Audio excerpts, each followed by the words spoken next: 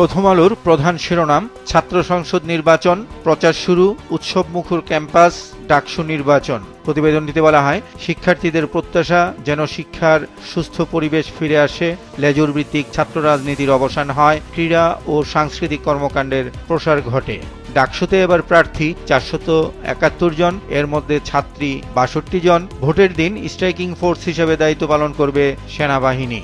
এর পাশাপাশি প্রকাশিত আরও দুটি খবর, জাকসু হল সংসদের সব পদে প্রার্থী দিতে পারেনি ছাত্র সংগঠনগুলো, রাকসুর মনোনয়নপত্র সংগ্রহের সময় বাড়ল, প্রতিবাদে বিক্ষোভ।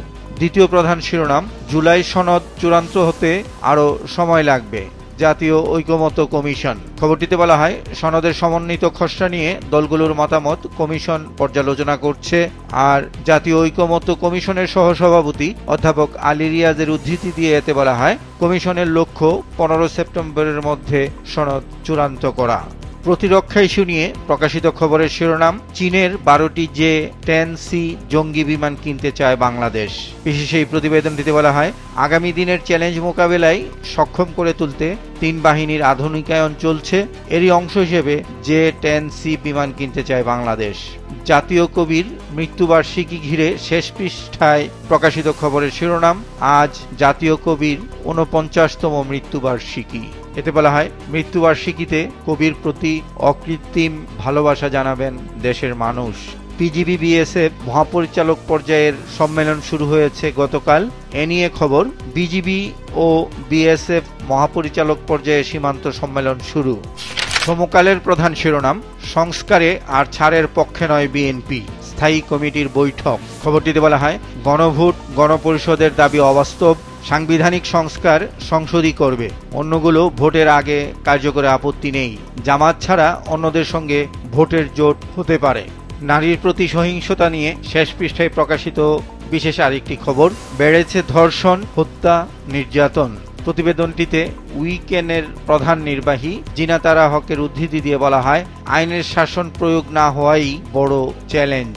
গাজায় গণহত্যা চলছেই, এ নিয়ে শেষ পৃষ্ঠায় প্রকাশিত আরেকটি খবর, যুদ্ধ বন্ধে ইসরায়েলে বিক্ষোভ, অবরোধ, গাজায় গণহত্যা। খবরটিতে বলা হয়, অনাহারে মৃত্যু আরও 9 জনের, একদিনে নিহত 75। ডাকসু ও হল সংসদ নির্বাচন নিয়ে প্রধান শিরোনাম করেছে যুগান্তর, স্ট্রাইকিং ফোর্স হিসাবে থাকবে সেনাবাহিনী, ভোটযুদ্ধে প্রাণবন্ত ক্যাম্পাস। ডাকসু ও হল সংসদ নির্বাচনে প্রচারণার প্রথম দিন। প্রতিবেদনটিতে বলা হয়, চূড়ান্তভাবে লড়ছেন ভিপি 45, জিএস 19 ও এজিএস পদে 25 জন সহ 471 প্রার্থী। নির্বাচনের দিন 8 ভোট কেন্দ্রে 3 স্তরের নিরাপত্তা, হলগুলোয় নিষিদ্ধ থাকবে বহিরাগতদের প্রবেশ। দ্বিতীয় প্রধান শিরোনাম, 3 অর্থনীতিবিদের অভিমত, উচ্চ মূল্যস্ফীতি সহ 10 কারণে দারিদ্র্য বৃদ্ধি। প্রতিবেদনটিতে ডক্টর মোস্তফা কে মুজেরির উদ্ধৃতি দিয়ে বলা হয়, রাজনৈতিক স্থিতিশীলতা ছাড়া কোনো কিছুই হবে না। ডক্টর মুস্তাফিজুর রহমান বলেছেন, বিনিয়োগ ও কর্মসংস্থানের মতো গুরুত্বপূর্ণ 2 জায়গায় বড় ঘাটতি। আর ডক্টর সেলিম রায়হান বলছেন, সামাজিক নিরাপত্তা কর্মসূচিতে তেমন কোনো উন্নতি হয়নি। শেষ পৃষ্ঠায় পরিবেশ বিষয়ক একটি প্রতিবেদনের শিরোনাম, এ যেন সিলেটের আরেক সাদা পাথর, মতলব উত্তরে চলছে বালু লুটের উৎসব।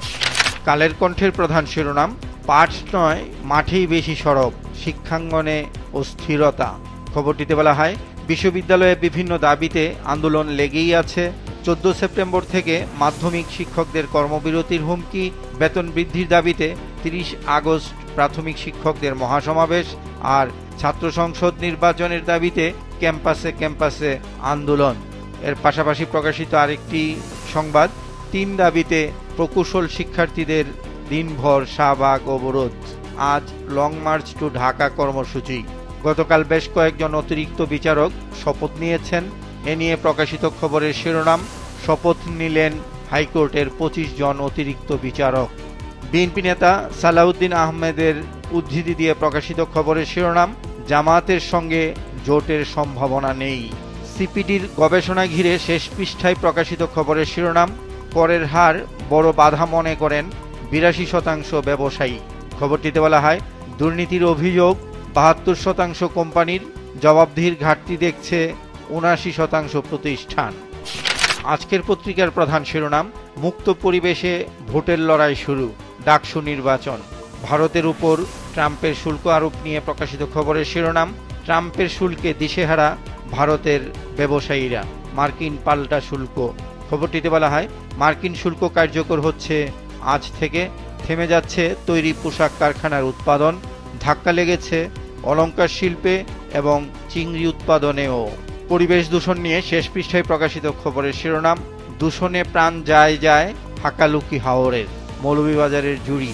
বিশেষ এই প্রতিবেদনটিতে বলা হয়, ভরাট হয়ে গেছে 238টি বিলের মধ্যে অর্ধেকের বেশি, হাওরের পানির নিচে হাত দিলে শুধু প্লাস্টিক আসে, বাসিন্দারা বলছেন।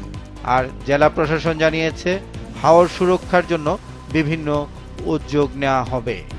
আমার দেশের প্রধান শিরোনাম, জোরপূর্বক জবানবন্দি আদায়ে পুলিশের সঙ্গে ম্যাজিস্ট্রেটরাও, গুম ফেরত 2 শতাধিক ব্যক্তির অভিযোগ। এতে বলা হয়, পুলিশের লিখে দেওয়া বক্তব্য হুবহু স্বাক্ষর করতে বাধ্য করা হয়। বিএনপি নেতা ফজলুর রহমানের শোকজ নোটিশের উপর প্রকাশিত খবর, ফজলুর রহমানের পদ 3 মাসের জন্য স্থগিত বিএনপিতে। কালবেলার প্রধান শিরোনাম, সম্ভাবনার সংকটের সন্ধিক্ষণে দেশের অর্থনীতি। প্রতিবেদনটিতে বলা হয়, 1.5 দশকের টানা লুটপাটে ডুবন্ত অর্থনীতি এখন খাদের কিনারায়। এতে আরও বলা হয়, অর্থনীতি কিছুটা ঘুরে দাঁড়ালেও ফিরতে পারেনি মূলধারায়। গতকাল বিদেশি এক নাগরিকের কাছ থেকে বিপুল পরিমাণ কোকেন জব্দ করা হয়েছে। এ নিয়ে প্রকাশিত খবরের শিরোনাম, গায়ানার নারীর কাছে মিলল 130 কোটি টাকার কোকেন।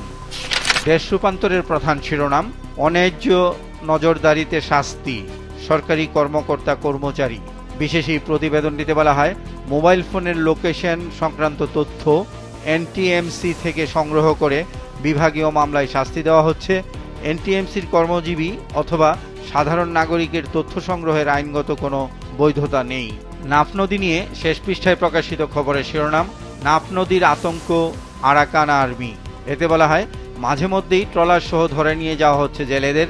21 দিনে অপহৃত 46 জেলেকে ফেরানো যায়নি এখনো। স্থানীয় জেলেদের জীবন জীবিকা চরম হুমকিতে।